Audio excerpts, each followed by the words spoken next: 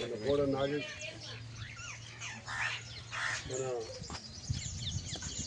Congress party పెద్దలైనటువంటి temple chairman కొండ రవీంద్ర రెడ్డి గారు, ఓడిసిఎంఎస్ మాజీ చైర్మన్ నూతల వేణుగోపాల్ రెడ్డి గారు, మాజీ చైర్మన్ మాజీ జెడ్పీటీసీ రామనాయక్ గారు, జిల్లా నాయకులు, మహబూబాబాద్ జిల్లా మండల యూత్ అధ్యక్షులు ఎంపీ అనిల్ గారు, శ్రీధర్ గారు, మరి బాట వీరభద్రం గారు, ముఖ్యంగా మీ బీబీ నాయక్ తండ కార్యకర్తలందరికీ, పత్రికా సోదరులు సురేష్ గారికి, ఈనాడు వీరన్న గారికి అందరికీ నా యొక్క ధన్యవాదాలు తెలియజేసుకుంటూ, ఈరోజు మిమ్మల్ని కలిసే ఉద్దేశం ఏంటంటే, మన ప్రభుత్వం రేవంత్ రెడ్డి గారి ప్రభుత్వం, కాంగ్రెస్ ప్రభుత్వం వచ్చే కానీ అభివృద్ధి కార్యక్రమాలు ఏమేం చేసినా ప్రజలకు తీసుకుపోవాల్సిన అవసరం ఇప్పుడు ఎంతైనా ఉన్నది.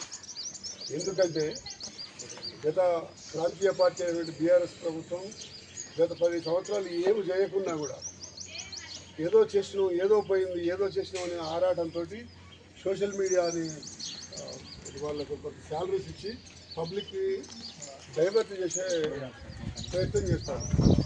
దాని కొరకు దాన్ని తిట్టుకొడుతుంది. కానీ ప్రజలందరూ మన యూత్ కాంగ్రెస్ కార్యకర్తలు కానీ కాంగ్రెస్ సానుభూతులు కానీ సంసిద్ధంగా ఉండుకుంటూ ప్రజలకు మనం చేసిన కార్యక్రమాలు తీసుకుపోయే ఉద్దేశమే ఈ జై బాపు, జై భీమ్, జై సంవిధాన కార్యక్రమం మన కాంగ్రెస్ పార్టీ అసలు తీసుకుపోవాల్సిన అవసరం ఉన్నది. ఎంతైనా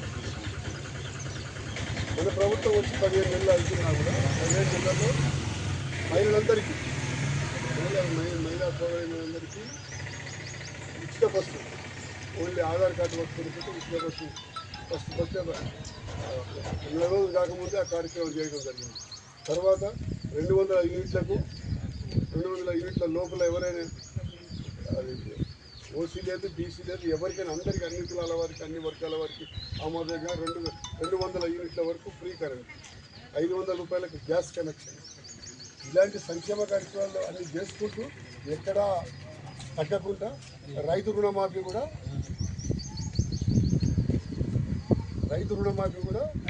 చేయడం జరిగింది. కాకుండా రైతు రుణమాఫీ విషయంలో కొంచెం చేస్తూ ఒక కుటుంబంలో 2 ముగ్గురు అక్కడ 2 లక్షలు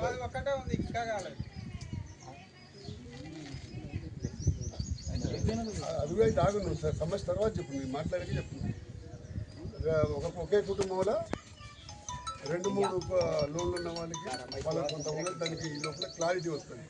ఇప్పుడు ఆ తమ్ముడు అన్నట్టుగా కొందరికి వాళ్ళ రేషన్ కార్డు, ఆన్లైన్లో బ్యాంకులో చిన్న చిన్న పొరపాట్లు, టెక్నికల్ ప్రాబ్లమ్స్ వల్ల కొంచెం అట్లా కూడా ఆగినాయి.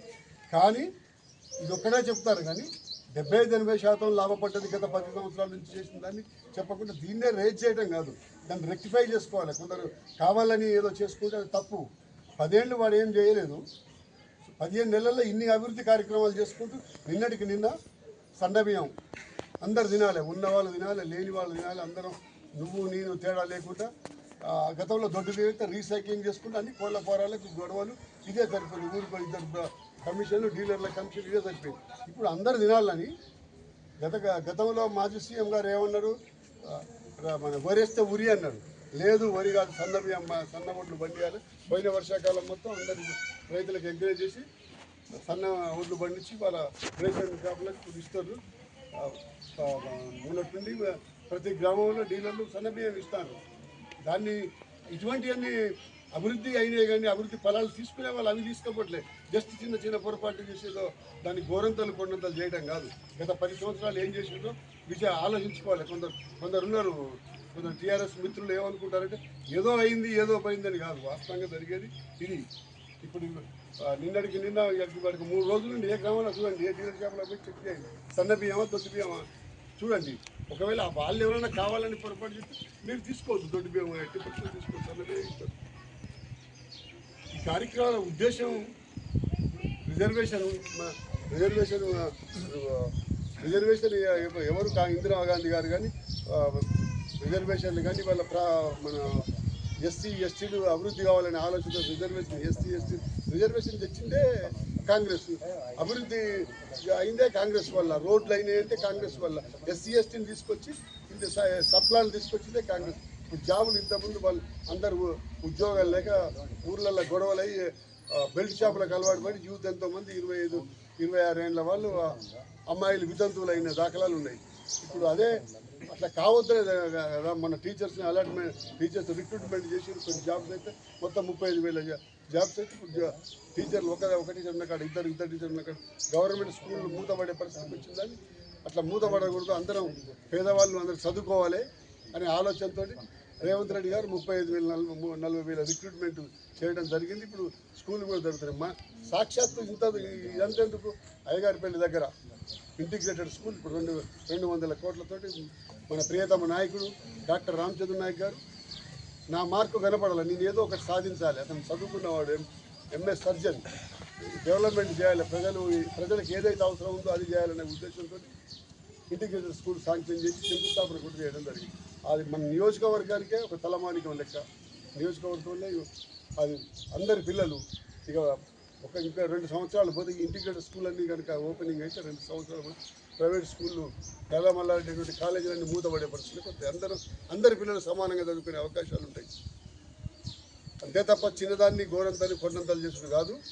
కాంగ్రెస్ పార్టీ చేసిన సంక్షేమ పథకాలని మనమందరం ఏకదాటిగా ప్రజల్లో తీసుకుపోయి నిన్నటికి ఇప్పుడు ఇందిరమ్మ ఇండ్లు గత 10 సంవత్సరాలు ఎక్కడ ఇచ్చిండు ఇండ్లు మనం ఇప్పుడు బీద వాళ్ళని సెలెక్ట్ చేసి గ్రామాల వారికి సెట్ చేస్తాం. 3,500 ఇండ్లని గ్రామాల వారికి సెట్ చేసి అందరు నిరుపేదలు ఎవరైతే ఉన్నారో కట్టుకునే వాళ్ళకే అదేదో పిల్లర్స్ ఏదో ఇంత పాత ఇళ్ళకి దగ్గర ఎవరైతే కట్టుకుంటారో వాళ్ళని సెలక్షన్ చేయడం జరిగింది, వాళ్ళకే లబ్ధి జరుగుతుంది, వాళ్ళే కట్టుకోవాలి.